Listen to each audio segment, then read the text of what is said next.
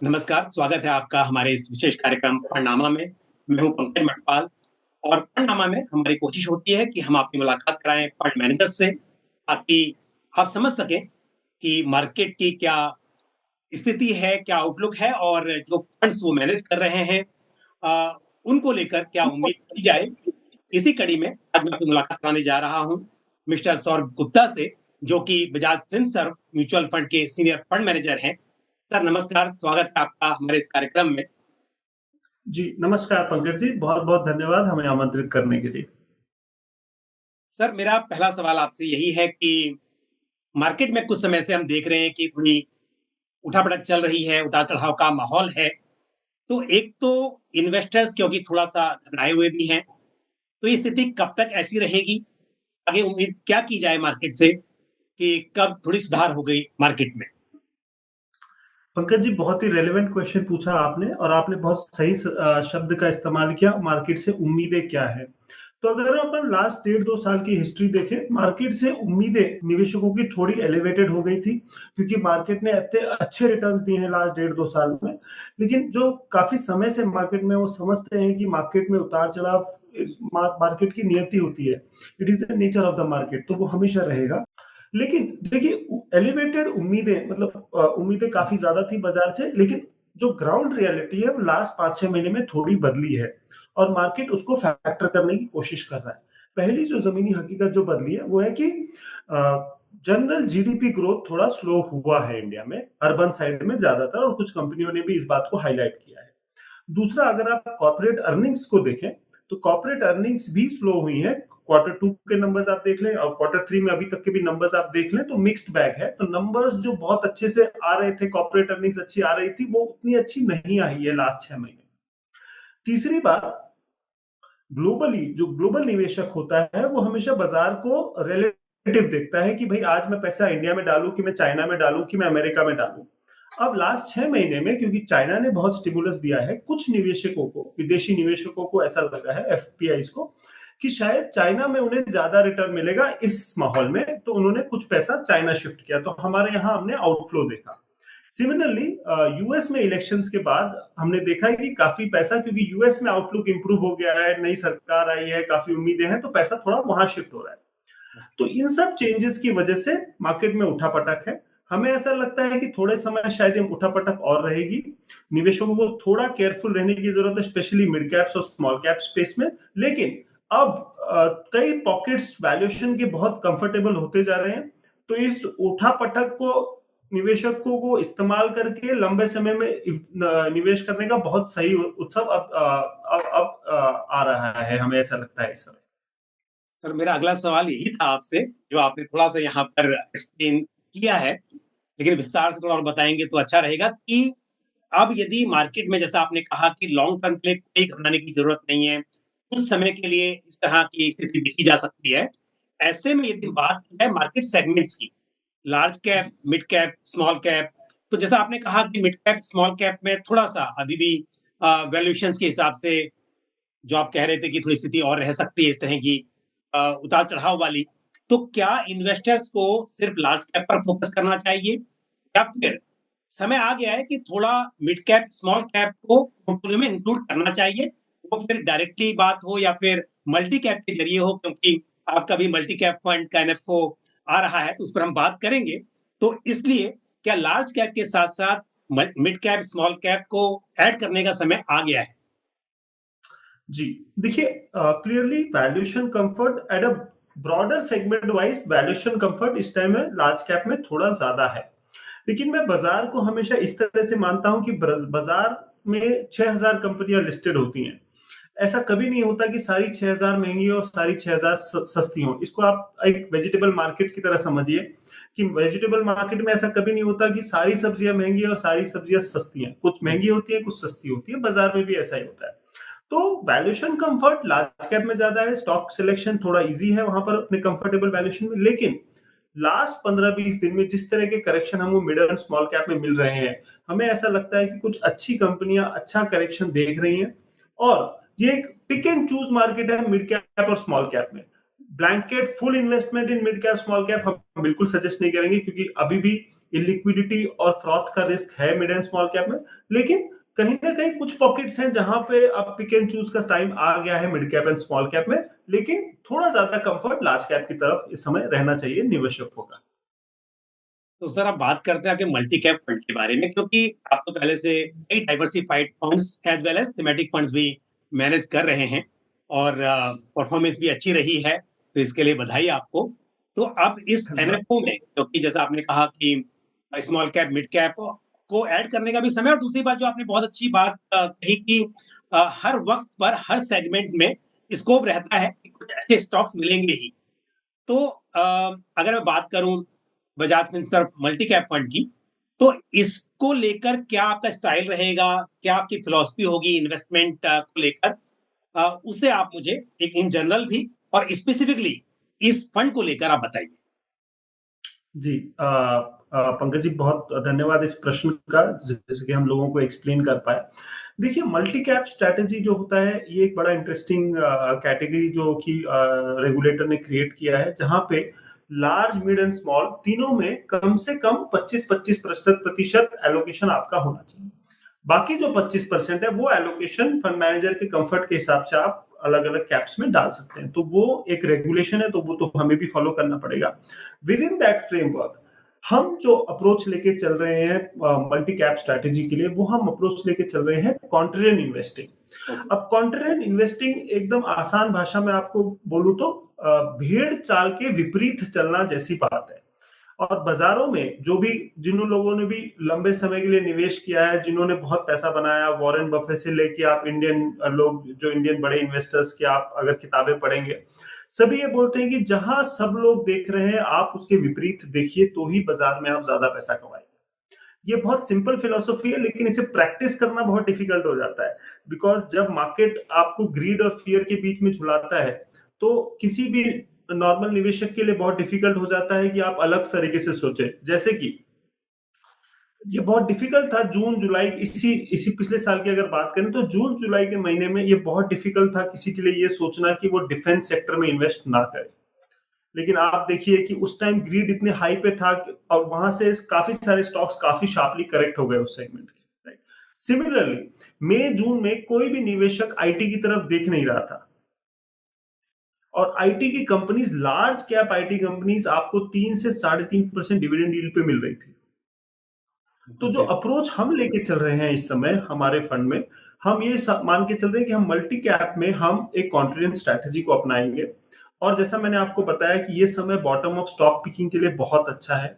अगर हम भीड़ से हटकर सोचें और सेक्टर्स और कंपनीज को आइडेंटिफाई करें, लॉन्ग टर्म पोर्टफोलियो क्रिएट करने के लिए कोशिश करें, ये एक अपॉर्चुन टाइम है और हम यही स्ट्रैटेजी इंप्लीमेंट करेंगे मल्टी कैप में इन्वेस्टमेंट के लिए।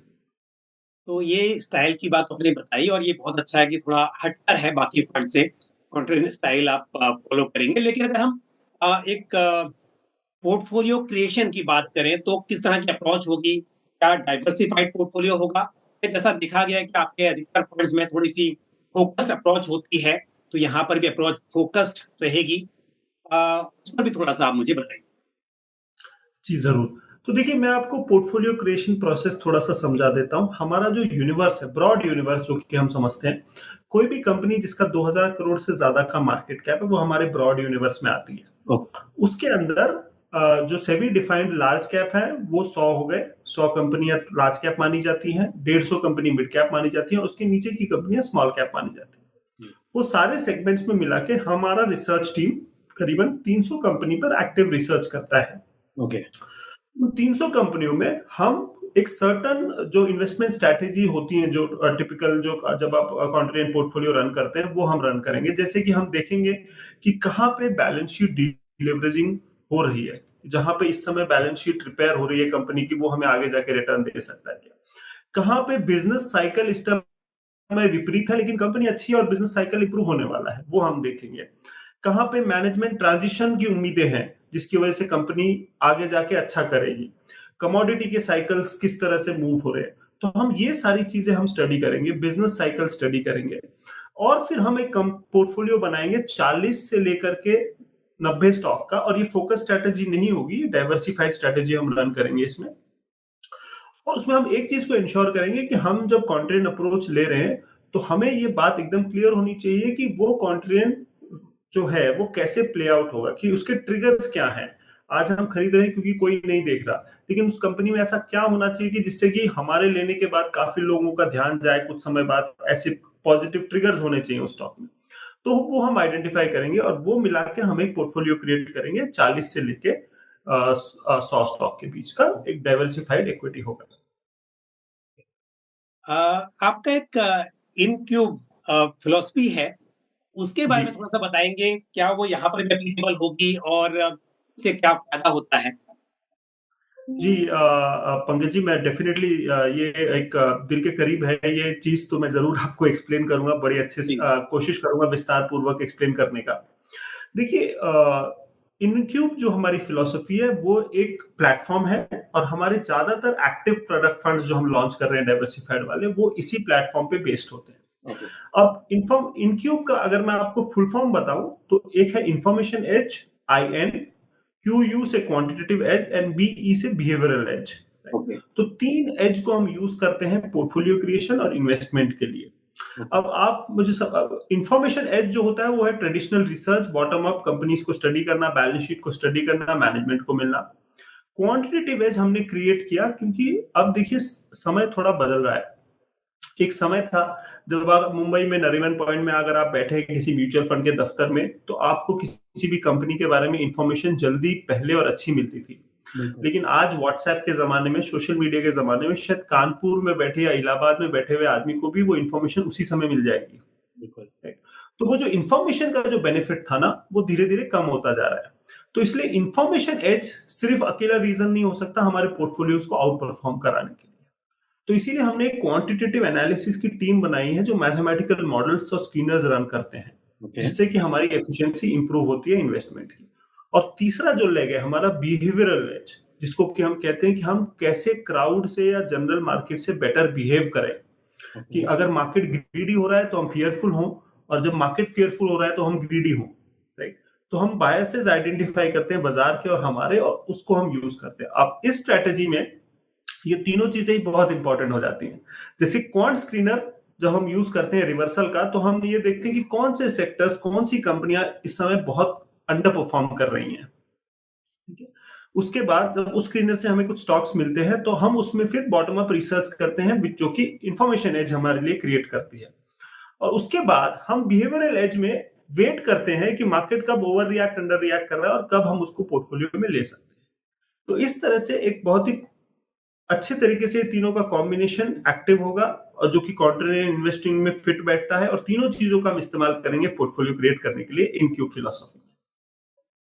सर क्योंकि मल्टी कैप ऐसी कैटेगरी है, मतलब देखा जाए तो डाइवर्सिफाइड कैटेगरी में अ, मोस्ट डाइवर्सिफाइड है, क्योंकि यहाँ पर compulsorily allocation large cap, mid cap, small cap तीनों में हर वक़्त पर रहता ही है। अ, लेकिन इस कैटेगरी में बहुत सारे फंड्स पहले से हैं। अब आपने क्योंकि बहुत सारी बातें बातें बताई कि आपकी फिलॉसफी, आपकी स्ट्रेटजी और क्या स्टाइल है जो इसको थोड़ा अलग करता है, फिर भी क्योंकि कोई निवेशक यदि इस वक़्त पर निवेश कर रहा है और हम ये कहें कि वो एक्जिस्टिंग फंड को छोड़कर एक एनएफओ में करे, तो क्या कोई और बात भी हो सकती हैं जो इस फंड को दूसरे फंड से अलग बनाता है? जी देखिए, हम ज्यादातर पॉइंट्स पे डिस्कस कर चुके हैं। इसमें देखिए सबसे बड़ा जो डिफरेंशिएशन है वो है हमारी इनक्यूब स्ट्रेटेजी, जो कि हाँ, हमारी प्रोप्राइटरी स्ट्रेटेजी है, वो हमारे हर फंड को डिफरेंट बनाती हुँ, है। दूसरी चीज है कि आई थिंक पहली बार कॉन्ट्रेर इन्वेस्टिंग हम इंट्रोड्यूस कर रहे हैं मल्टी कैप कैटेगरी में। और बिल्कुल, ये इसका नया है। मल्टी कैप में करने का एक बहुत बड़ा रीजन है। देखिए, कॉन्ट्रेरियन इन्वेस्टिंग और वैल्यू इन्वेस्टिंग की एक अलग कैटेगरी सेबी ने बनाई हुई है। हम उसमें लॉन्च नहीं कर रहे क्योंकि देखिए, जो सेबी या रेगुलेटर चाहते हैं कि अगर हम किसी स्टाइल या किसी कैटेगरी में हम इन्वेस्ट करें तो पोर्टफोलियो वैसा ही होना चाहिए। तो जैसे फॉर एग्जांपल, आप 65% पोर्टफोलियो कॉन्ट्रेन होना चाहिए आपका, अगर आप कॉन्ट्रेन कैटेगरी में हैं। जी, अब एक बार अगर आपने कॉन्ट्रेन में इन्वेस्टिंग की कंपनियों में और वो कंपनी अच्छा करने लगी, तो एक समय के बाद वो कॉन्ट्रेन नहीं बचती क्योंकि सभी लोग उसको फॉलो कर रहे हैं। तो अगर मैं उस फंड को कॉन्ट्रेन में लॉन्च करूंगा तो उस समय मेरे को उस कंपनी से एग्जिट करना पड़ेगा। लेकिन मल्टी कैप कैटेगरी में मैं कॉन्ट्रेन इन्वेस्टिंग कर रहा हूं, लेकिन मैं फुल साइकिल प्ले कर पाऊंगा इन्वेस्टमेंट के, जब वो कॉन्ट्रेन है और जब वो ग्रोथ है, दोनों सेगमेंट्स। तो अपॉर्चुनिटी कि मैं पूरा फुल साइकिल खेलूं उस कंपनी का रिटर्न्स में, जिसमें अर्निंग्स ग्रोथ भी कैप्चर हो और रीरेटिंग भी कैप्चर हो, वो एक बहुत अच्छा कॉम्बिनेशन मल्टी कैप, हमारे मल्टी कैप में लोगों को देखने के लिए मिलेगा रिटर्न्स के द्वारा। तो ये एक बड़ा डिफरेंशिएशन हम क्रिएट करने की कोशिश कर रहे हैं मल्टी कैप कैटेगरी में। तो मतलब इस हिसाब से जो आपने बताया आपकी बाय एंड होल्ड स्ट्रेटेजी होगी, राइट? देखिए, बाय एंड होल्ड है, हमारा पोर्टफोलियो चर्न डेफिनेटली कम होगा, लेकिन जब भी हम एक पोर्टफोलियो क्रिएट करते हैं, हमारी एग्जिट प्लान भी साथ में होती है। ओके, तो मैं आपको ये एक्सप्लेन कर दूं कि हम किस तरह से एग्जिट करेंगे स्टॉक्स को और क्यों एग्जिट करेंगे। बिल्कुल। सबसे पहले तो एग्जिट होगा अगर हमने कॉन्ट्रेक्ट इन्वेस्टिंग की, उसके बाद वो स्टॉक चला, जो हम सोच रहे थे वो हुआ, और मार्केट फुल्ली प्राइस कर देता है उसको और ऊपर की तरफ ले जाता है कि जहां फुल्ली गुड न्यूज सारी फैक्टर हो गई, तो हम उसको ट्रिम करेंगे और एग्जिट करेंगे। ज्यादातर स्टॉक्स इसी तरह से एग्जिट होंगे। दूसरी चीज, अगर हमने एक वैल्यू इन्वेस्टिंग की और हमने एक ट्रिगर को आइडेंटिफाई किया कि ये होने के बाद वो स्टॉक चलना चाहिए, ये चीज स्टॉक में या कंपनी में बदलनी चाहिए, अगर वो नहीं हुआ और हमें ये रियलाइज हुआ कि अब हम वो आइडेंटिफाई नहीं कर पा रहे वो कैटलिस्ट को, तो हम उस स्टॉक को हम एग्जिट करेंगे। तीसरा, मार्केट देखिए पंकज जी बहुत रिलेटिव सोचता है। हमें एक्स अच्छा लग रहा है, लेकिन शायद वाई और भी अच्छा है। तो अगर हमें लगा कि एक्स से ज्यादा रिटर्न वाई में मिल सकते हैं इस समय, और वो ज्यादा डीप सेक्लिकल है, डीप वैल्यू है इस समय, और उसमें ज्यादा पैसे बनेंगे, तो हम थोड़ा सा पैसा उसमें भी शिफ्ट करेंगे। तो वो भी एक एग्जिट स्ट्रेटेजी है। और चौथा, अगर हमको पता है कि हम गलत जा रहे हैं, अगर स्टॉक गिर रहा है और हम, तो हमारा एक स्टॉप लॉस मैकेनिज्म है, वो भी ट्रिगर हो सकता है। तो ये रीजंस होंगे पोर्टफोलियो को चर्न करने के। सर आपने समय निकाला हमारे लिए और पूरी स्ट्रेटेजी को और ओवरऑल मार्केट को बहुत ही सिंपल भाषा में विस्तार से एक्सप्लेन किया। अ, मुझे उम्मीद है इससे हमारे व्यूअर्स को बहुत फायदा मिलेगा और वैसे तो मतलब आप इतने फंड्स मैनेज कर रहे हैं और मुझे खुशी है कि फंड्स ने हेल्प की है इन्वेस्टर्स को वेल्थ क्रिएशन में। अ, इस फंड के लिए आपको बहुत-बहुत शुभकामनाएँ। धन्यवाद पंकज जी। तो आज इस चर्चा में भाग लिया हमारे साथ बजाज फिनसर्व म्यूचुअल फंड के senior fund manager mister Saurabh Gupta ने और बड़े ही सिंपल भाषा में पूरे फंड को एक्सप्लेन किया, स्ट्रेटेजी एक्सप्लेन की और मुझे उम्मीद है जानकारी आपको पसंद आई होगी। ये जो एनएफओ है 6 फेब से लेकर 20 फेब तक ओपन रहेगा।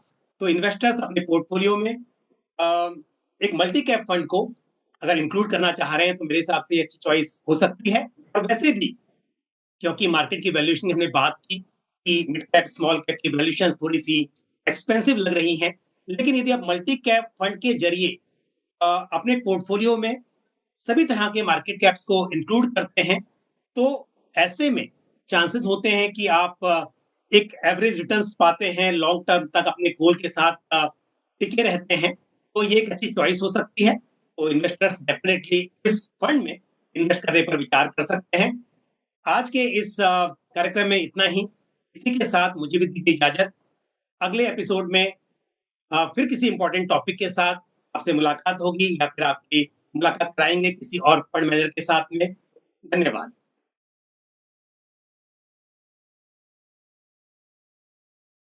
म्यूचुअल फंड निवेश बाजार जोखिमों के अधीन है।